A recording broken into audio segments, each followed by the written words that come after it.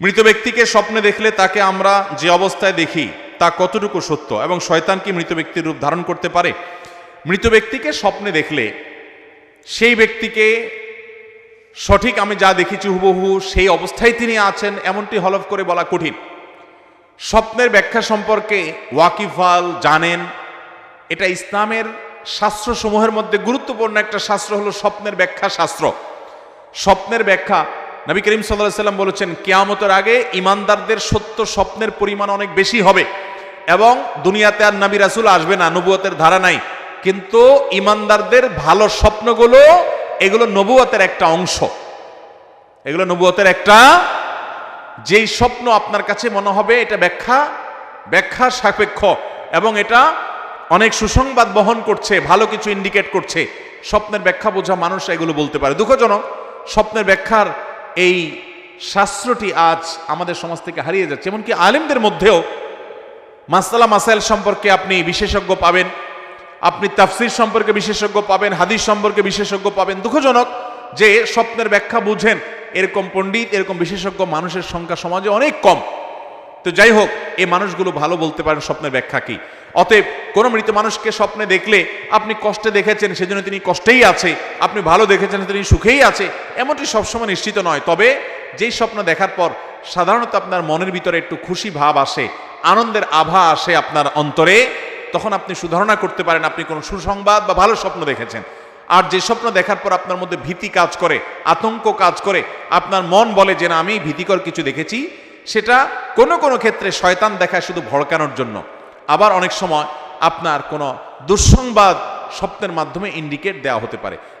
আমি একটু খেয়াল করলে দেখব আমাদের জীবনে অনেক স্বপ্ন দেখি যেগুলো পরবর্তীতে খেটে যায়, দিনের আলোর মতো মিলায় নিবেন, অবাক হয়ে যাবেন।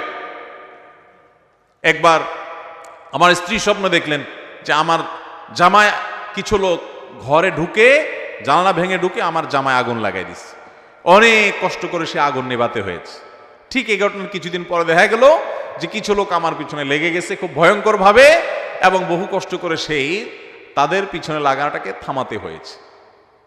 স্বপ্ন কিভাবে খাটে। এবং ওইটার পরপরই ভদ্রমহিলা আমাকে বলছিলেন যে আমার কেন জানি মনে হচ্ছে যে কোনো কিছু মানুষ হয়তো পিছনে লাগবে বা কোনো শত্রুতা করবে। এই যে আগুন লাগা, এটা সেটা বিভিন্ন জিনিস দেখা, এগুলোর ব্যাখ্যা আছে। আল্লামা ইবনে সিরিন ইসলামের ইতিহাসের একজন বড় মনীষী ছিলেন, অনেক বড় মুহাদ্দিস ছিলেন, মোহাম্মদ ইবনে সিরিন রহমতুল্লাহ আলাই। ইমাম মোহাম্মদ ইবনে সিরিন রহমতুল্লাহ আলাই সোনালী যুগের মানুষ ছিলেন, প্রথম 3 যুগের মধ্যে তিনি ছিলেন। তিনি স্বপ্নের ব্যাখ্যা অনেক ভালো বুঝতেন, তার স্বপ্নের ব্যাখ্যার বইও আছে, বাংলা অনুবাদ হয়েছে, এর ভিতরে কিছু অথেন্টিক আছে, কিছু আনঅথেন্টিক আছে। যাই হোক, আমি দীর্ঘ কথা বলে ফেলেছি। মূল কথা হলো মৃত মানুষকে স্বপ্নে দেখলে সে স্বপ্ন সত্য হতে পারে, আবার ভুলও হতে পারে। শয়তান মৃত মানুষের রূপ ধারণ করে আসতে পারে, সেটা অস্বাভাবিক কিছু। স্বপ্নে দেখে কোনো শরীয়তের বিধান সাব্যস্ত করা যাবে না। কেউ যদি স্বপ্নে দেখে যে তুমি হজ করতে যাও না, তোমার ক্ষতি হবে, তাহলে সেই স্বপ্ন মানা যাবে? কারণ বুঝতে হবে এটা ইবলিসে দেখাইছে, কারণ ফরজ কাম থেকে বাধা দিবে একমাত্র কে? অতএব এটা শয়তান না দেখাইছে, বিদায় এটার পাত্তা দেওয়া যাবে না। অতএব মৃত মানুষকে তার রূপ শয়তান আকৃতি ধারণ করতে পারে, এটা অস্বাভাবিক নয়। তবে ওই যে বললাম ভালো মন্দ এটা নিরূপণ করা ব্যাখ্যা সাপেক্ষ, ব্যাখ্যাতা তারা ভালো বলতে পারেন, তবে কিছু ইন্ডিকেট আছে যেটা আমি বলার চেষ্টা করলাম। এরপরে প্রশ্ন হলো, আমার প্রশ্নটা হচ্ছে যারা লোভে সুদে টাকা দেয় জেনে শুনে তাদের ঘরে খাওয়া কি ঠিক হবে, বিশেষ করে হুজুরদের জন্য? হুজুরদের জন্য তো বিশেষ কিছু নাই, সবার জন্য মাসালা কি? হারামটা যদি হুজুররা খায় হারাম হবে, যারা অহুজুর তারা খাইলে কি হালাল হয়ে যাবে? যারা হুজুর না তাদের জন্য কি হালাল হবে?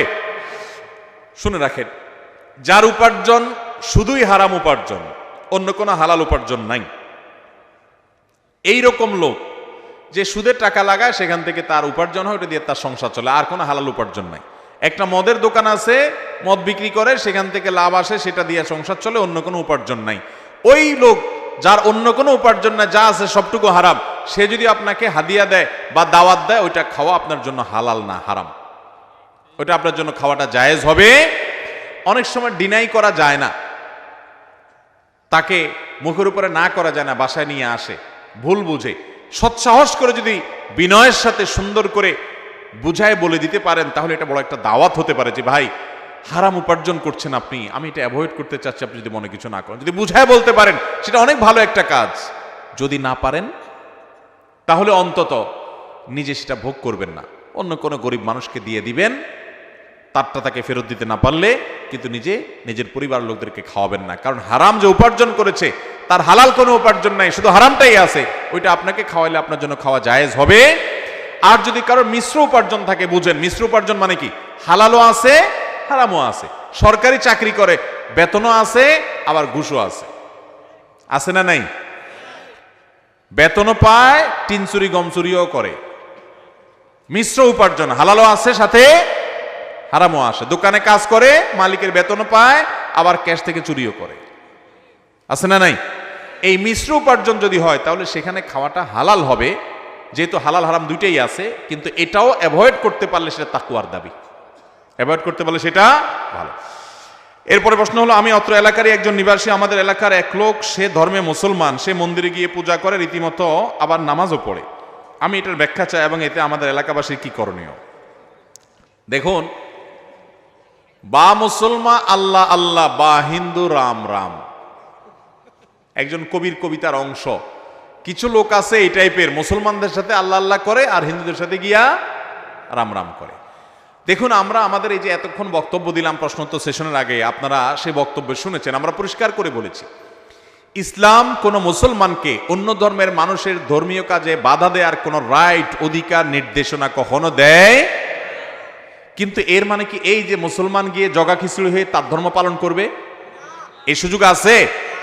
আপনি যদি মন্দিরে গিয়ে পুজো করেন তাহলে আপনি শিরকে আকবর করেছেন, সাথে সাথে আপনি বেঈমান হয়ে গেছেন। এরপর আপনার নামাজ পড়াতে আর না পড়াতে কিছু আসে যায় না, কারণ আপনি আর মুসলমান নাই। ভাইরা আমার, আমরা সব জায়গায় উদার হতে যাই, সব জায়গায় কি হতে যাই? উদার হতে যাই না, ভুল বললাম, সব জায়গায় উদার হই না, শুধু এক জায়গায় উদার হই। সেটা কি? ধর্ম। ধর্মের বেলায় আমাদের বিশাল কলিজা হয়ে যায়, যে না আমরা উদারপন্থী মুসলমান, আমাদের কলিজা এত বড় যে আমরা নামাজও পড়ি, আমরা পূজাও করি, আমরা ঈদও করি, আমরা আবার হিন্দুদের পূজাতেও সামিল হই। হিন্দু ধর্মের ভাইয়েরা বোনেরা তাদের পুজো করবে, কোনো প্রকার বাধা সেখানে যে কেউ সৃষ্টি করতে না পারে সজাগ দৃষ্টি রাখবেন, সেটা ঠিক আছে। সামাজিক সহাবস্থান সুন্দর শান্তিপূর্ণ বজায় রাখবেন, কিন্তু তাই বলে আপনাকে জগা খিচুড়ি করে আপনার বিশ্বাসের সাথে বেঈমানি করার নির্দেশ ইসলাম দিয়েছে আপনাকে। আপনি বিশ্বাস করেন শিরিক করা আল্লাহর জমিনে সবচেয়ে বড় অপরাধ, ইন্নাশ শিরকা লাযুলমুন আযীম, আল্লাহ কোরআনে ঘোষণা করেছেন। আপনি গিয়ে সেখানে গা ভাসালেন, আপনি তাদের সাথে মিশলেন, এটা কখনো উদারতা না, এটা হলো উদাসীনতা। ডক্টর খন্দকার আব্দুল্লাহ জাহাঙ্গীর রাহমাহুল্লাহ অসাধারণ একটা দৃষ্টি